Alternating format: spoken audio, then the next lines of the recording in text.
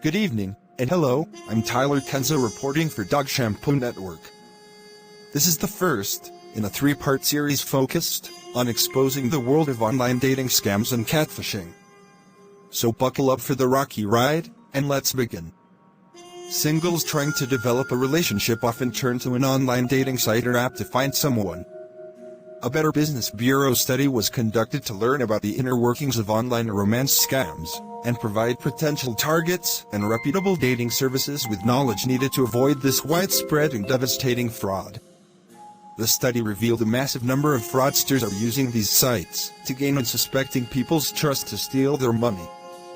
The scheme sometimes takes months to build a trusting relationship before the scammer asks for money, usually for an emergency or transportation, from the person they have conned into a relationship. Victims in the US and Canada have reported losing nearly $1 billion over the last 3 years, and BBB suspects this is only the tip of the iceberg, as most people do not file complaints with Better Business Bureau or law enforcement. The emotional harm to victims is even more painful. People who are emotionally shattered by learning that someone they were in love with was a fraudster sometimes even commit suicide. While some romantic online deceptions are called catfishing, Better Business Bureau makes an important distinction between catfishing and romance scams. In a typical catfishing scheme, the catfisher sets out to deceive his or her victim, but does not at first intend to take money. In a romance scam, the perpetrator intends from the beginning to defraud the victim. Romance scam victims may be male or female, young or old, straight or gay. The common denominator for victims is that they believe in true love, and they believe they have found it. One expert estimates that at any one time there may be 25,000 fraudsters online with victims. One company that screens profiles for dating companies says that 500,000 of the 3.5 million profiles it scans every month are bogus. The Better Business Bureau estimates that there may be more than 1 million victims in the US alone, and they may well be people we know. Victims rarely speak out because they are humiliated and embarrassed that they have fallen for a scammer. The US military says that they have heard from thousands of victims who thought they were dealing with someone in the armed services.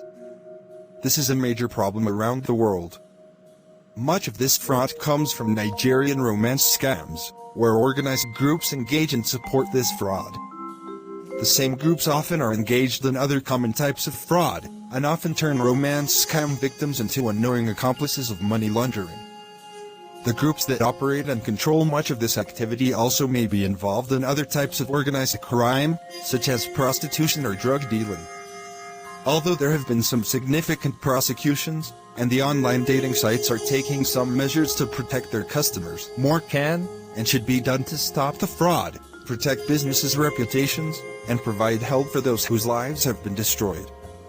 How often does romance fraud take place?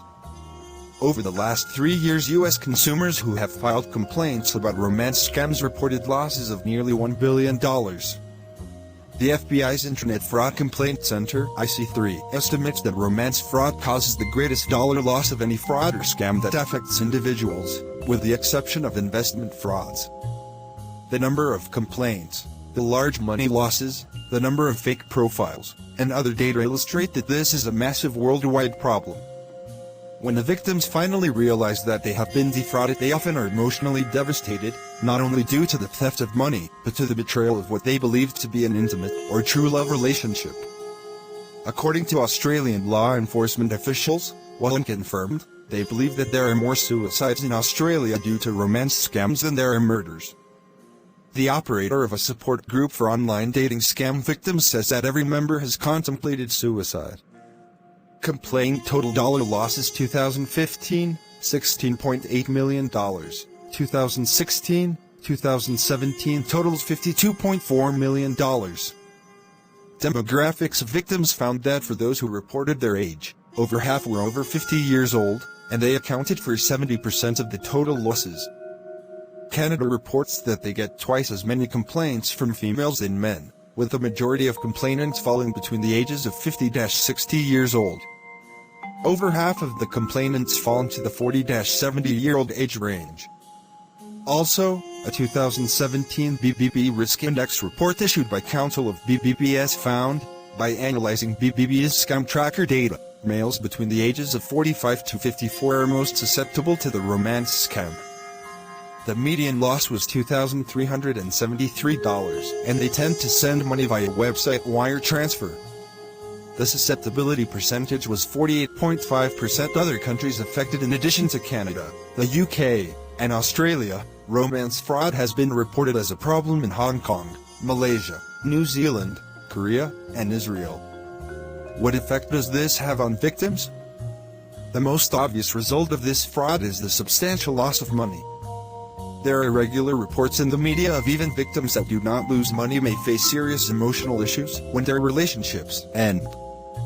Victims who lose all their money are in desperate financial and emotional straits.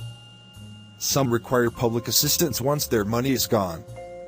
That's all for now. Stay tuned for part 2 of this 3-part series on online dating scams and catfishing. I'm Tyler Kenzo signing off for Dog Shampoo Network.